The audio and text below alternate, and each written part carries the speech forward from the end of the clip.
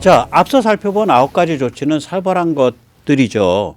한국과 미국이 정말 그야말로 핵무기 사용을 함께 기획하고 한국군 장교가 미국 핵무기 사용 본부 즉 전략사령부에 파견 근무하고 한국군이 미군의 그 위성을 직접 사용하고 그 데이터를 한국군 지휘부가 인도 태평양 사령관과 직접 소통하고 한반도 인근에 미국 핵탄도 순항 미사일 탑재 원자력 잠수함이 붙박이로 박혀 있고 그다음에 그 한국 내지 한반도 인근에 미국의 전략 폭격기가 붙박이로 상주하고 또 한국 안에 전술 핵폭탄을 투하할 수 있는 듀얼 모드, 듀얼 기능 전투기, 미군 전투기를, 미군 공군기를 수용할 수 있는 경납고와 유지보수 시설이 지어지고 뭐 이거는 정말 그야말로 그 앞서 말한 대로 이 보고서가 말한 대로 한국과 미국 사이가 함께 살고 함께 죽는 운명 공동체고 한미 공동 해구산이란 소리죠. 이 정도 되면.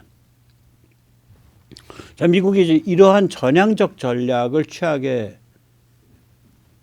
될 겁니다. 전 되기를 바라고요. 될 겁니다. 왜냐하면 이런 전향적 전략을 취해야 한다는 얘기가 이미 VOA에서도 나오기 시작해요. 이것도 어저께 나온 얘기인데 어저께 제가 보여드릴게요. 한번 직접 보시죠. 미국 군사 전문 싱크탱크 랜드 연구소의 브루스 베넷 선임 연구원은 한국에서 열리는 이번 미한 국방장관 회담의 주요 의제로 확장 억제 실행력 문제 등을 꼽았습니다. 특히 한국의 윤석열 대통령이 해구선으로 불리는 미국의 확장 억제 실행력의 구체적 강화 방안에 대한 필요성을 매우 분명히 한 것 같다고 지적했습니다. Well, I think that President Yoon has made it very clear that he thinks Koreans need a greater clarification of U.S. extended deterrence. That the times when Koreans were prepared to blindly accept the U.S. nuclear umbrella as providing them deterrence has passed, and they now need more clarification of what the U.S. plans and how it would use it. 베넷 연구원은 특히 북한의 핵무기 위협과 김정은 국무위원장의 매우 공격적인 수사로 진행된 미사일 시험, 중국의 핵 위협 등의 증가로 한국에서는 많은 의문이 제기된다면서 미국이 해구선에 대한 확실한 신뢰를 보여야 한다고 지적했습니다. 로렌스 코브 전 국방부 차관보도 확장 억제 실행 계획이 이번 국방장관 회담에서 구체적으로 논의될 것으로 전망했습니다. 특히 미국과 한국이 북한 위협에 대응한 확장 억제력을 어떻게 사용할 것인지가 핵심이라고 강조했습니다. Is they'll talk about how they would respond, and that the United States, obviously, if North Korea to use nuclear weapons against it, they'll talk about how the United States would respond up to and including nuclear, retaliation. 자, 그러면 이게 결국 확장 억지 실행력을 너희가 어떻게 강화시킬 거야? 라고 한국에 요구를 했고 미국이 이제 그 답을 내놔야 된다. 라는 게 지금 미국 쪽의 브레인들의 일치된 얘기고 CSI 보고서는 미국이 답을 이런 식으로 내놓을 수 있다라고 그걸 CSI 정책 제안서는 정책을 제안한 거예요. 그래서 CSI 정책 제안서대로 될지는 모르겠지만 거기에서 상당히 많은 부분들이 결국은 될 겁니다. 그렇게 돼서 그게 이제 지금 이제 한참 논의 중인 거예요. 지금 오늘 오스틴이 와서 이제 이 장관하고 논의하고 대통령하고 논의하고 그리고 오스틴이 일본에 가서 논의를 할 거예요. 그래서 그게 이번엔 크게 뭐가 논의됐는지 물밑에서 숨어 있을 겁니다. 그래서 미국, 한국, 일본 사이의 조율이 다 끝나면 뭐 예를 들면은 최소한 한미일 국방장관이 함께 모인 자리 그리고 외교장관이 함께 모인 자리 그리고 정상이 함께 모인 자리 그래서 말하자면 3+3+3 회의 같은 데서 그게 한꺼번에 빵 하고 발표될 거예요. 그래서 지금 아마 오늘 이 시점까지 오스틴이 와서 구체적인 어떤 확장 억제 실행력을 어떻게 강화하겠다라는 구체적 논의 내용이 아마 거의 보도가 절제될 겁니다. 지금 절제되고 있는 상황일 거예요. 이 정도 되면 이거 어마무시한 일이기 때문에 삼국의 수장과 삼국의 그 외무장관과 삼국의 국방장관 최소 그렇게 3+3+3이거나 2+2+2가 모여서 아마 이게 공개되는 그러한 이벤트가 있을 겁니다. 그게 아마 제 생각에는 여름 전에 있을 것 같아요. 네. 자, 그러면 우리가 어떻게 그렇게 됐어? 제가 그 CSIS 보고서를 보면요, 한국을 뭐라고 얘기를 하냐면 핵무기가 없는 열강이라고 표현돼 있어요. 그러니까 nuclear weapon free power. 야, 열강이라고 불리더라고요, 한국을. 핵무기가 없는 열강. nuclear weapon free power라고 부르더라고요. CSIS 보고서가. 그러니까 우리가 국격이 올라간 거예요. 그런데다가 윤석열 대통령의 리더십이 있었던 거죠. 야, 너희 확장 억지력 실행한다며, 오케이, 그 실행력을 어떻게, 확장 억지 실행력을 어떻게 강화할지 우리한테 다 얘기를 해주고 우리도 같이 참여할 수 있게 해줘. 그래야 내가 우리 국민한테 이러이러하기 때문에 우리가 핵무장 안 해도 됩니다라고 말할 수 있어. 라고 밀어붙인 거예요. 그 밀어붙이게 되는 과정 중에 하나가 슬쩍, 핵 전술핵 배치라든지 자체 핵무장을 할 수도 있겠지만, 그러나 이제 현실적으로 가능한 방법을 생각한다면 결국 미국의 확장 억지력을 우리가 많이 이용하는 그런 방식이 돼야 되지 않겠습니까? 이렇게 얘기를 했잖아요. 툭 하고 자체 핵무장 얘기를 툭 던졌단 말이에요. 그래서 이런 윤석열 정부의 그 리더십이 굉장히 좀 돋보이는 그런 치적이 될 수 있어요. 이 살벌한 시기에. 자, 저는 이제 단적으로 말씀드리면 자체 핵무장은 안 됩니다. 이게 이제 안 되는 이유가 문재인이 대통령이었던 나라예요. 이재명이 대통령 될 뻔했던 나라입니다. 그러면 문이 같은 사람들이 핵 단추를 가죠. 망해요. 그러니까 지금 자체 핵무장 주장하시는 분들은 지금 그 열기가 있어서 그런데 일단 정치 문화에서 어떻게 문재인, 이재명 같은 사람이 다시는 등장하지 않도록 어떻게 저 특정 지역과 민주당에서부터 친북 친중 근성을 확 뽑아버릴 수 있는지 그거부터 실천을 하시면서 얘기를 하셔야 돼. 저는 문재인, 이재명 같은 사람은 같은 국민이라고 안 봐요. 같은 공화국의 시민이라고 안 봐요. 그 사람들의 공화국은 따로 있어. 저는 같은 공화국이라 안 봐요. 내부의 적이 더 무섭다니까요. 저는 그 사람들 적이라고 생각해요. 그 적이 대한민국의 대통령이었거나 대통령이 될 뻔하는 그러한 정치 문화를 갖고 있어요. 여기서 어떻게 핵무장을 합니까? 하나. 두 번째, 오케이, 정치권만 정리되면 돼? 아닙니다. 여기 보세요. 이재명의 지금 변호인의 유재만이라는 사람이 들어왔어요. 저 유재만이요? 번듯한 무슨 큰 법률회사의 변호사예요. 그 사람 어떤 사람인데? DJ 정부 때 민정실에서 근무를 하다가 나와서 검찰 사과장을 했어요. DJ 정부 말기에. 검찰 사과장이 대검의 해외 접촉 파트 담당하는 과장이에요. 그래서 무슨 짓을 했냐? 효순미선 그 사건 터졌을 때 시침이 뚝 떼고 미 법무부에 재판 관할권 이양해 주세요라는 말도 안 되는 요청을 했어요. 그게 뭐랑 비슷한 거냐면 이게 작전 중 사고잖아요. 우리가 이제 예를 들어서 뭐 레바논에 파견 나가 있는데 아프간에 파견 나가 있는데 작전 중 사고 났어. 그런데 아프간 정부가 그거요, 우리 저기 아프간 부족 저기 이양해 주세요. 거기 가서 거기 아마 이란 그 코란 율법에 따라서 아마 굉장히 공정하게 판정할 겁니다. 이거랑 같은 거예요. 물론 우리 입장에서는 야, 어떻게 대한민국이 아프간이랑 같아? 이러지만 미국이 그걸 물러서기 시작하면 아프간 쪽에서는 야, 대한민국에 대해서는 그렇게 하면서 우리는 그렇게 안 해라고 들고 일어난다고. 말이 안 되는 거를 유재만이가 저질렀어.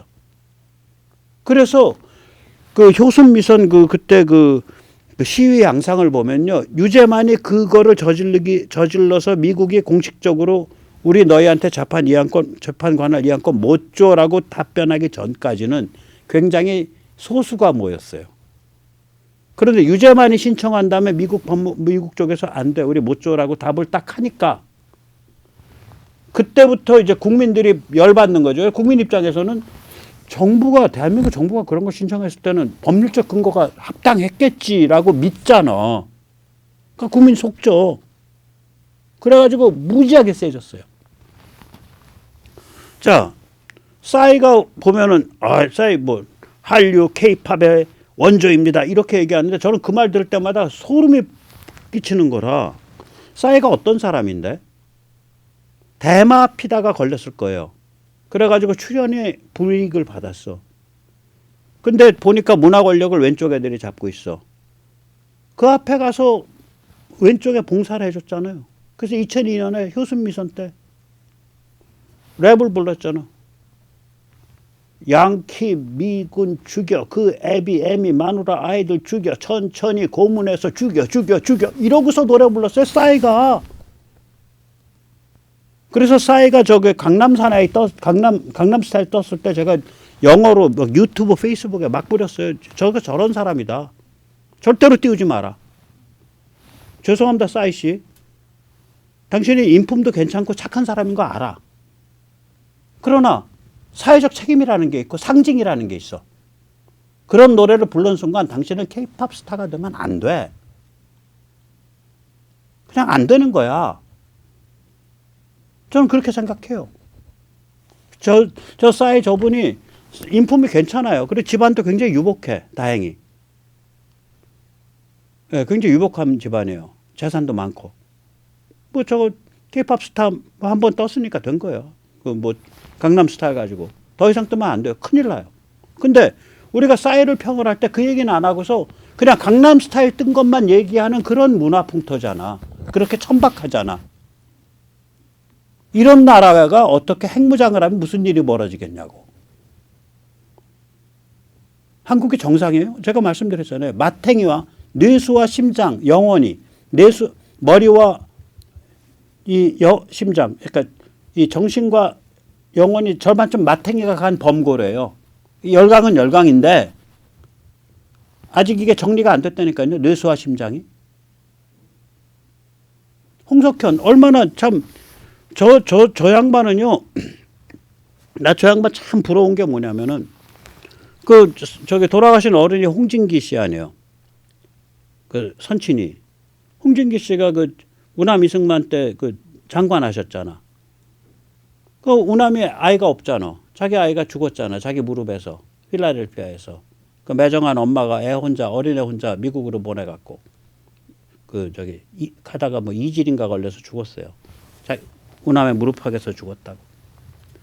그러니까 이 홍진기 씨의 자제를 데리고 오라 그래서 얼룰루 까꿍 하면서 우남 무릎 위에서 똥오줌을 지렸다고 그 애가 바로 홍석현 씨요. 얼마나 복이 많은 사람이야. 그 위인의 얼얼얼얼 까꿍을 그 사랑을 받은 사람인데 그런데 지금 뭔 짓을 하고 있어? 중국 공산당의 고인 시대와 더불어 나간다. 여시구진. 거기서 딱 따가지고 누구지? 저기 있잖아.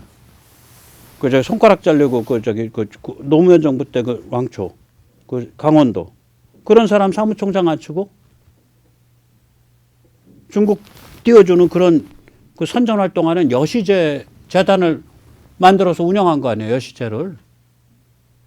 그리고 그 양반하고 좀 많이 관계가 있죠. 영향력이 그 양반은 꽤 미치는 걸로 아는데 원불교 종단 거기는 종단 이름을 걸고 지하스런 사드 방해 농성을 하잖아요. 종단 이름 걸고 해요, 거기는. 원불교 무슨 모임도 아니야. 원불교 진보 청년회도 아니야. 원불교 그냥. 그 종단 이름 걸고 파주에 있는 파주 적성면에 있는 인민군 묘소에서 추모제 열고. 불교는 그래도 불교 인권위원회인가 뭔가 그래서 한 모임 이름인데 원불교는 종단 이름 걸고요, 저기는. 자, 그런 나라예요, 이게. 대한민국 5대 종교 안에 들어갈 걸 원불교쯤 되면. 여기가 그런 나라예요. 대한민국 정상인 나라 아닙니다. 이 뇌수와 심장이 많이 망가져 있는 나라예요, 30년 동안. 우리의 내부가, 우리의 정신이, 우리의 정치 문화가 이렇게 깊게 망가진 데가 있는데 무슨 핵무장을 어떻게 감당하려고? 거기다 핵무장 하게 되면 NPT 탈퇴잖아. 수출기업 대부분이 절반쯤 문 닫아야 되는데. 굉장히 비현실적인 얘기죠. 홍준표 같은 사람, 원유철 같은 사람, 뭐 이런 사람들 참 큰일 날 사람들이에요. 예, 그래서 큰일 날 사람들이에요. 예. 윤석열 대통령은 핵무장할 때 아까도 말씀드렸잖아요. 할 수도 있지만 우리 어감에서 내가 그럴 수도 있지만 사실 현실적으로는 불가능한 일 아니겠어? 이렇게 얘기한 그런 어감으로 얘기했다고 윤석열 대통령은 그걸 언론에서 찝어가지고 자체 핵무장 언급해서 띄워서 그렇지. 들어보면 그렇단 말이에요. 자체 핵무장 합시다! 이런 얘기가 아니란 말이죠. 그래서 CSIS가 제시하는 그런 미국 해구산을 우리 것처럼 쓰는 그 방안을 우리가 많이 고민을 해야 됩니다. 예, 한미공동 해군산이죠. 미국 해구산인데 우리 것처럼 쓰는 그 방안을 많이 고민해야 돼요. 그리고 이제 우리가 그것과 별개로 세금 많이 내고 국방비 늘려서 살벌한 무기 체계를 만들어야 되는데, 이제 간단하게 요약을 하면 요격 미사일, 요격 가능 이지스 구축함, 링크 K, 미국 우주군 및 미국 MD와의 융합, 연동. 이렇게 되죠. 예. 위성, 사위성, 글로벌 호크, 고고도 정찰기, 무아브, 이런 거 운영하고 또 이제 지상과 이지스 구축함에서 살벌한 다층 미사일 유격을 할 수 있는 그런 MD망을 갖추고 그래서 미국과 연동하고 또 미국 통해서 일본과도 연동하고 예, 그런 거를 해야 돼요. 아까 거기서 이거 하라 그러잖아. CSIS에서도. 이걸 할 때 우리 위성, 우리 정찰 체계가 있고 우리 링크 K가 있으면 그냥 한 거보다 효과가 2배가 납니다. 중국 입장에선 겁나는 거예요. 저 독한 저게 조선 놈들 열받아가지고 뚜껑 열리면 자기 시스템 돌려가지고 직접 다이다이 붙겠다고 덤비는 수 있다. 이렇게 되는 거예요. 그 링크 K가 돈이 좀 많이 드는데 고민 좀 해봐야 돼요. 저거 계속 하는 게 좀 좋다고 봐요. 저거를 한꺼풀 더 링크 K로 함으로써 우리의 억지력, 우리의 자주국방 의지력이 한 번 더 강화돼요. 우리가 그쪽을 고집을 많이 부르니까 미국도 링크 K와 연동해 줄게, MD와 연동해 줄게. 지금 그 방향으로 나가고 있는 거 아니에요? 예. 그 다음엔 이제 또 세금 많이 내고 국방비 늘려서 이제 또 다른 차원의 살벌한 무기 체계를 또 많이 해야죠. 이거 이제 간단하게 이제 정리를 하면 대량 응징 보복, 그 다음에 중국 북한에 대한 제공권, 그 다음에 북한 지역을 급변사태 유사시 때 평정을 위한 군사력 투사 능력, 그 다음에 항구와 근해 방어 능력. 여기 항모 안 들어가요. 지금 여기까지만 가도 숨이 꼴딱꼴딱해. 자, 대량 응징 보복을 할 수 있는 미사일 잔뜩 갖춰야죠. 이건 윤석열 대통령도 얘기를 했죠. 그 다음에 이제 북한과 중국에 대한 제공권을 대항을 할 수 있는, 북한은 우리가 압도하지만 중국에 대해서 이제 주한미군과 같이 움직이니까 또 할 수 있단 말이죠. 이게 F-35, KF-21, FA-50, 그 다음에 F-15, F-16 이런 걸로 쫙 채우면은 그렇게 해서 거기다가 이제 무인 전투기까지 또 무인 가오리까지 딱 하면은 아무튼 하늘 날아다니면서 그런 고공에서 날아다니면서 할 수 있는 게 우리가 그때가 되면 1000대쯤 되겠죠? 1000대쯤 되면은 주한미군 같이 가니까 살벌한 거죠. 예.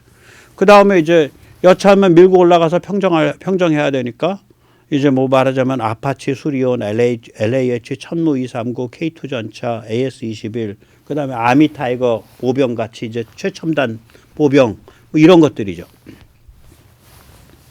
그 다음에 이제 항구와 근해를 방어할 수 있는 잠수함, 무인 잠수정, 또 대잠 헬기, 소해 헬기, 소해정, 그 다음에 고속정, 그 다음에 차세대 소형 고속정, 날쌘돌이 같은 거, 초계함, 호위함 이런 걸로 그냥 수없이 깔아야죠. 예, 이런 거예요. 이런 게임을 하면서 이제 이런 게임을 묵묵히 하는 거죠. 예, 이제 미국의 해구산을 우리 것처럼 쓰면서 예, 그러니까 한미 공동 해구산으로 딱 우리 것처럼 쓰면서 묵묵히 가면 이렇게 힘을 갈고 닦으면서 굳건한 한미 동맹을 지켜가면 이 위험을 헤쳐갈 수 있죠. 그리고 이제 어느 순간에 이제 가다 보면 북한 자유화 찬스가 옵니다. 예, 그때까지 같이 가시죠. 예, 감사합니다. 오늘 여기까지 모시겠습니다.